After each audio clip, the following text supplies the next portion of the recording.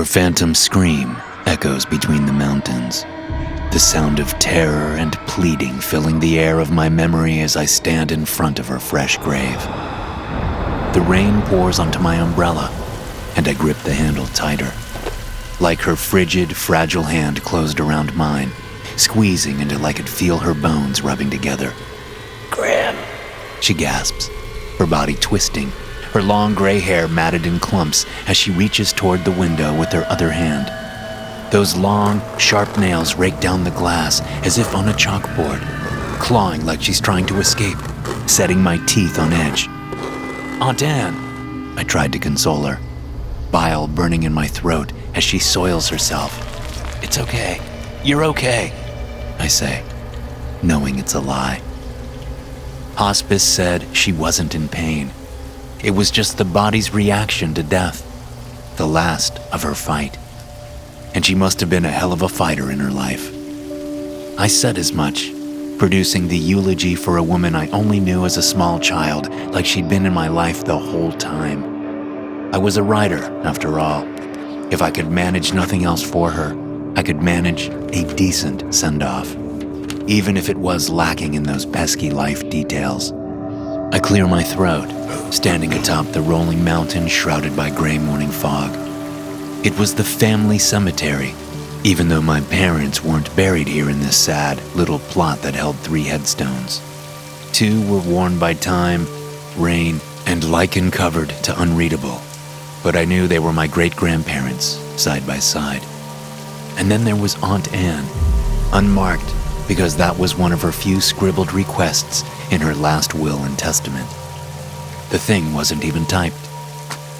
An unmarked grave to keep her name from being stolen, make sure her dog is buried in the family plot with her, and all of her belongings and property were to go to her nephew, Blake S. Chambers. Me. That was all it said. Simple, I thought. Easy to take care of, especially since her burial arrangements were prearranged. I look across the mound of dirt to the only other person there aside from her ancient preacher, and his brown eyes bore into mine as the rain beats the brim of his worn leather hat, nearly flattening it to his shoulders. "I'm very sorry for your loss, Will." My cousin William was her youngest nephew and the only other living relative left. By looking at him, you couldn't tell he was younger. His skin sun-damaged, cheeks gaunt, and eyes sunken from years of what I assume is from alcohol abuse. What else was there to do in this place, 40 miles from anywhere I'd consider civilization? "They called you," he finally says, and I nod, a bit unsure of myself. Was that an accusation in his tone? Gratefulness? It was hard to tell in the deluge. "They tried to call you, but your phone had been disconnected."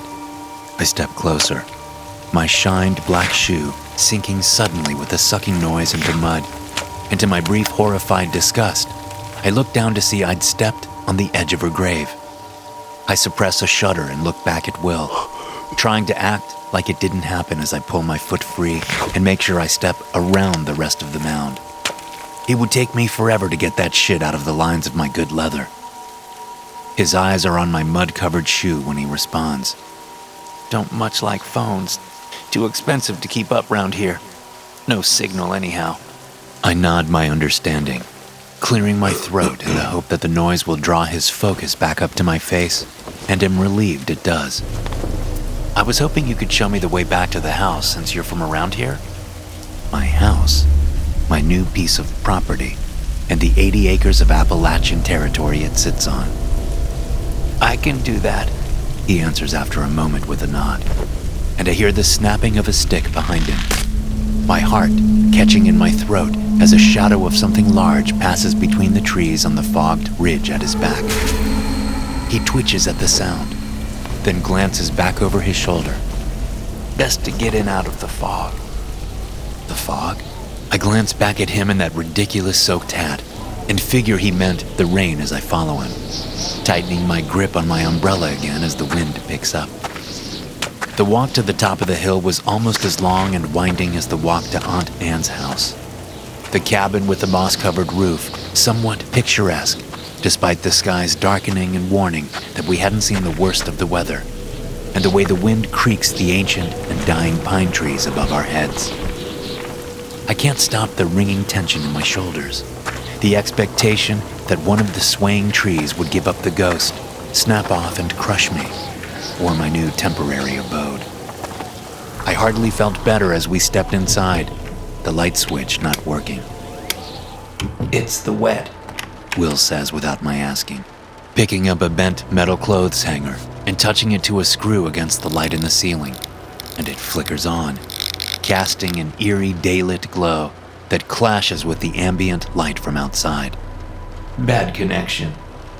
Bad house, I think, watching something scurry across the floor, tracking through the dust I hadn't noticed a few days ago. "Thanks for the trick." I smile at him faintly. "I'll be back in a few days. Check on the place." He turns back toward the door. I keep my surprise and my mild annoyance to myself. Maybe he needs time. Maybe he needs someone to talk to. I was the last of his kin, as these mountain people like to say, after all. "I'd just stay over the ridge, past the holler." He gestures vaguely, and I nod as he opens the door, letting a spray of water into the house. "Get your stuff inside before dark. Don't go out past the red skies." "Dusk?" I arch a brow.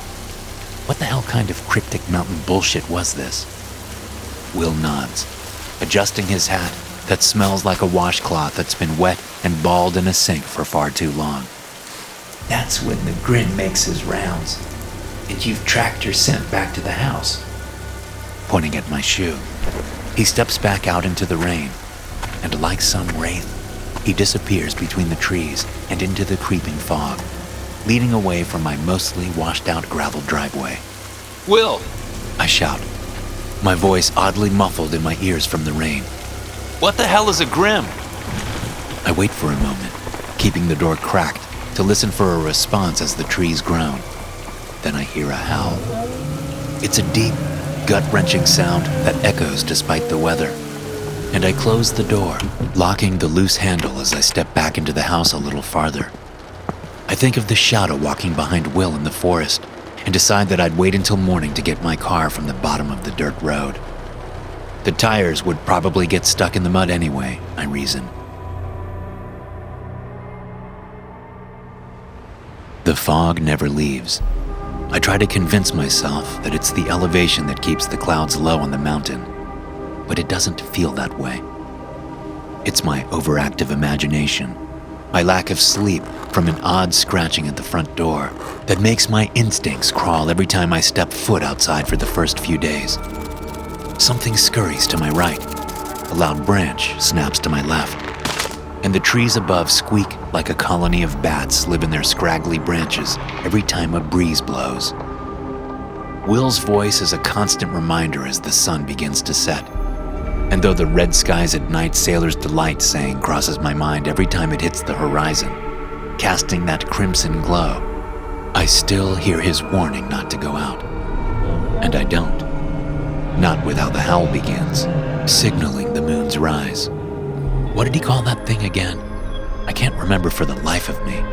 Not that it would matter. He wasn't kidding about the lack of signal here. I can't connect to data to look it up.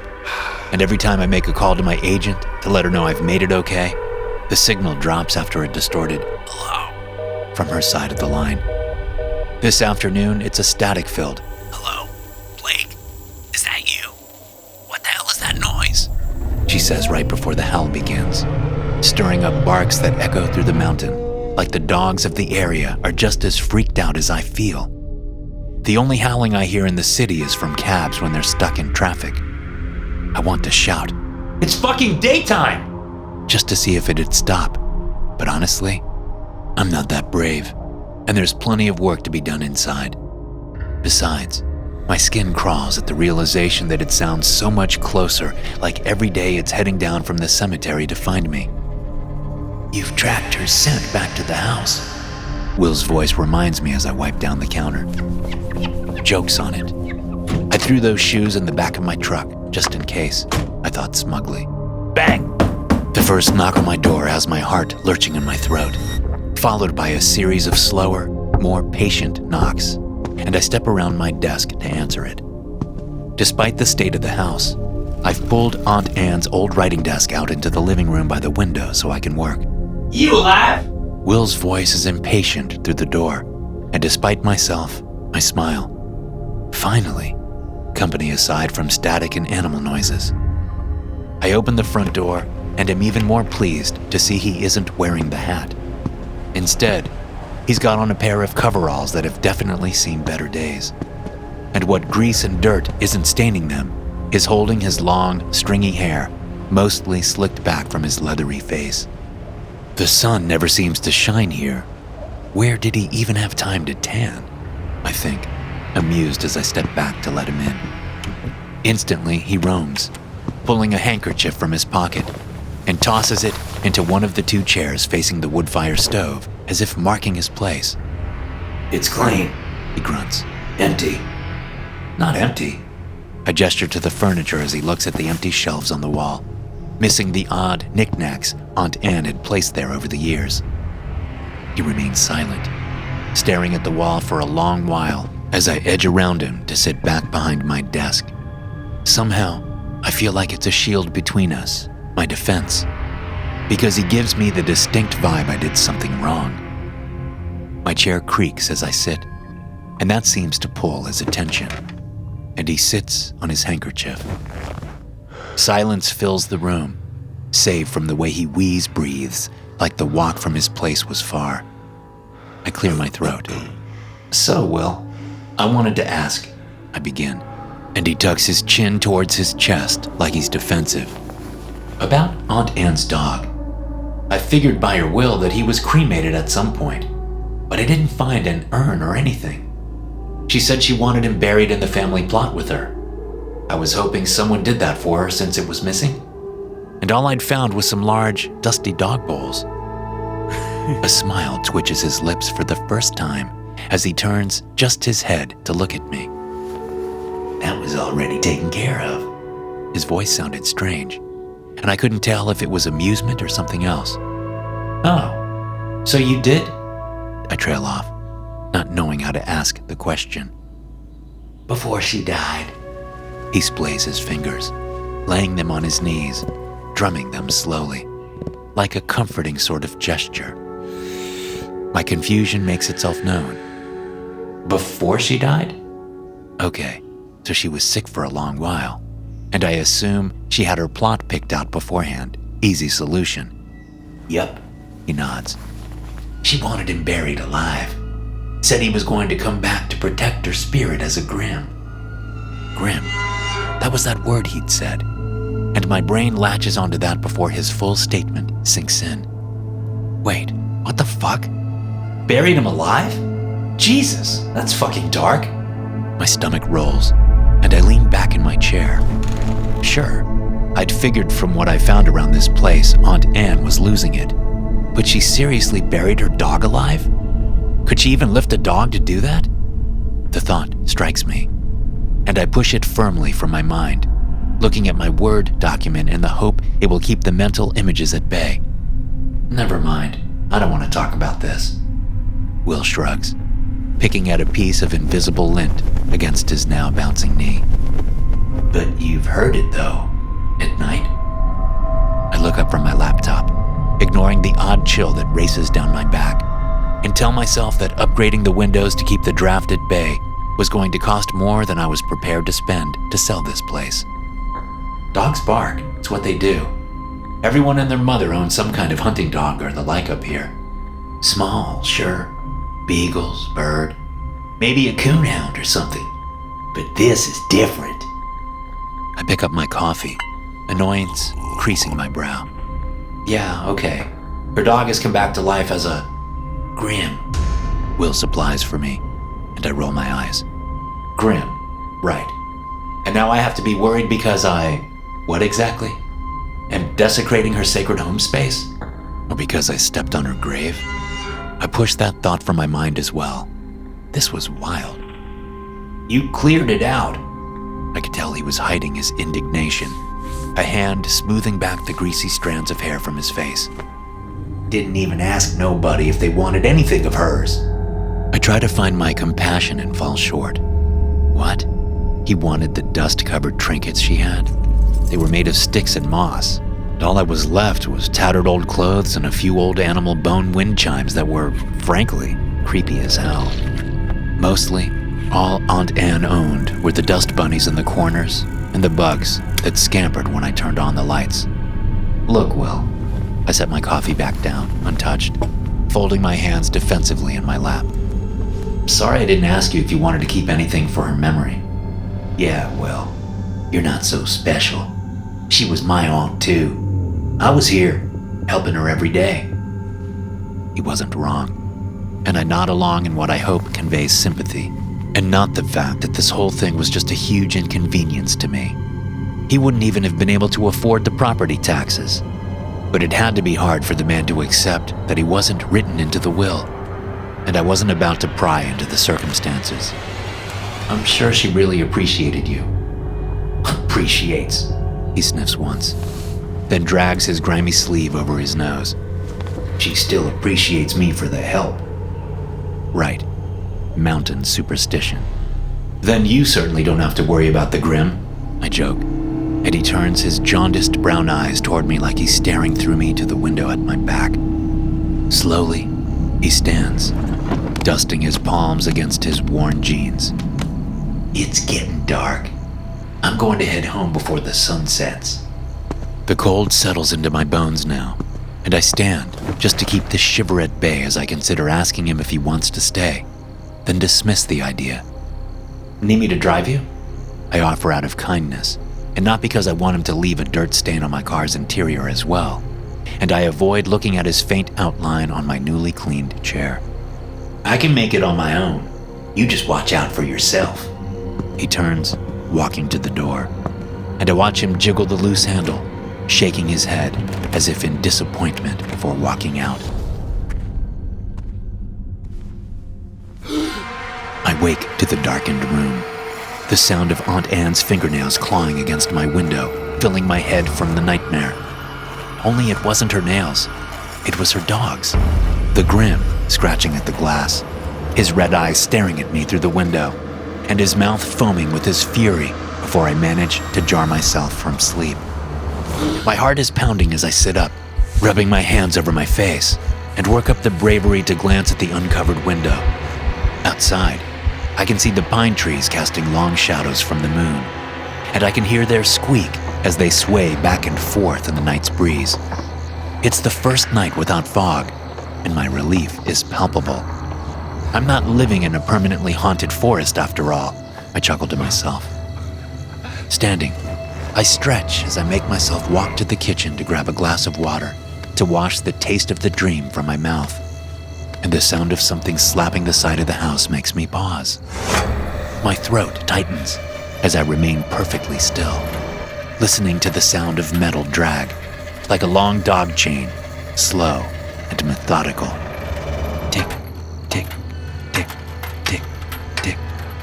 It moves against the side of the house, each individual link clinking as it slithers toward the back of the house. I grab my phone in a fog of fear, then snarl a silent curse at the lack of bars, setting it back on the counter. This was insane.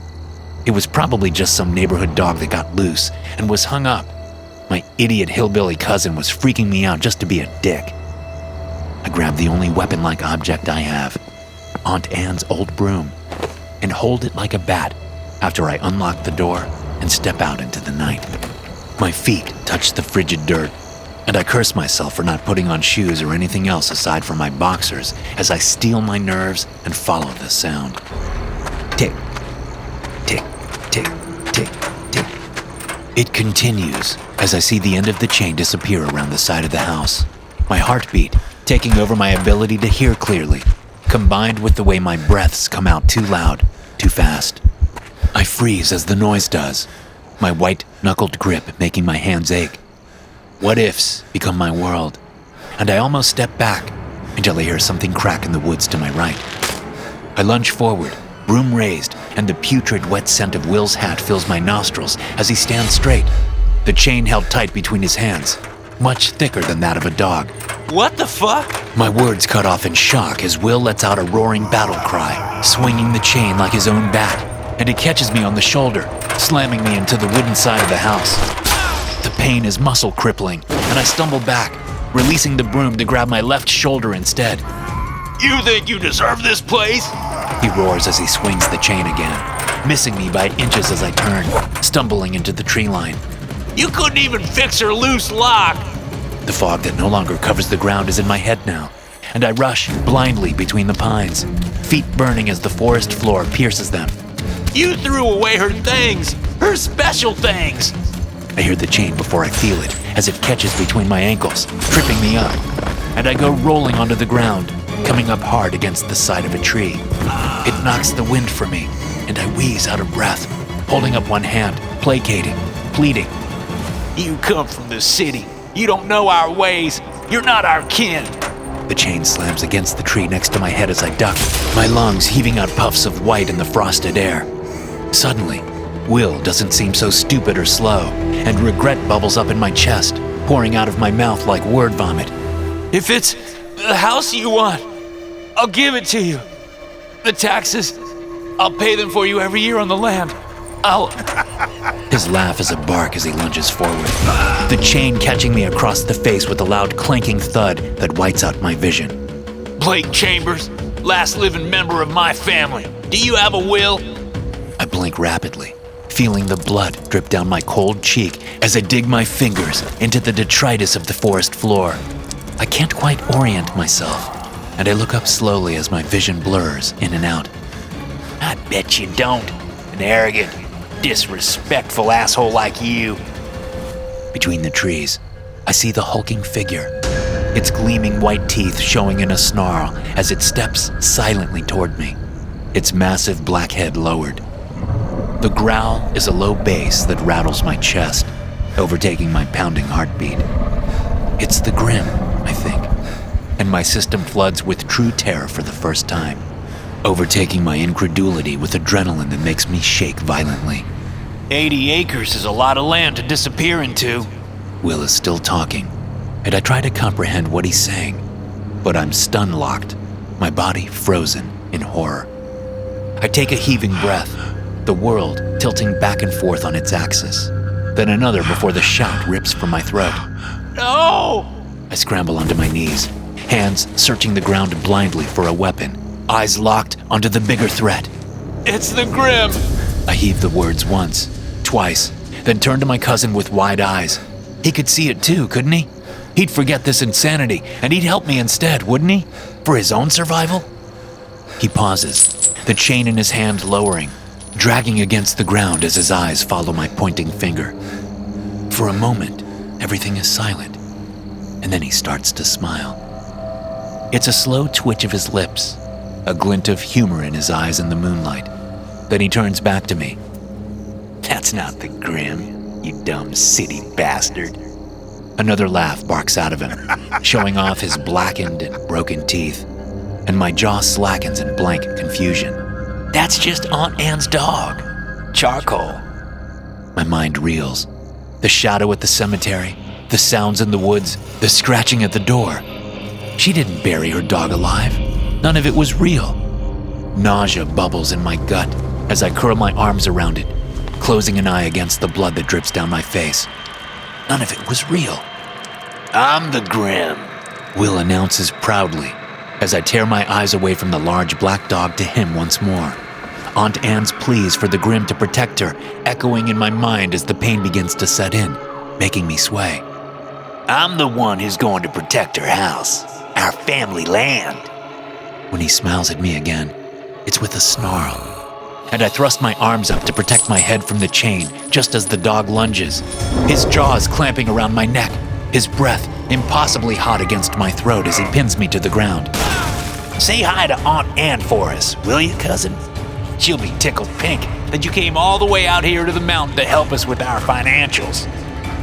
The Grim's face looms above me, beyond the large black ears of the dog, and I open my mouth to scream. Thanks for listening. If you enjoy these stories, Be sure to subscribe to the podcast and check out some more of my episodes here.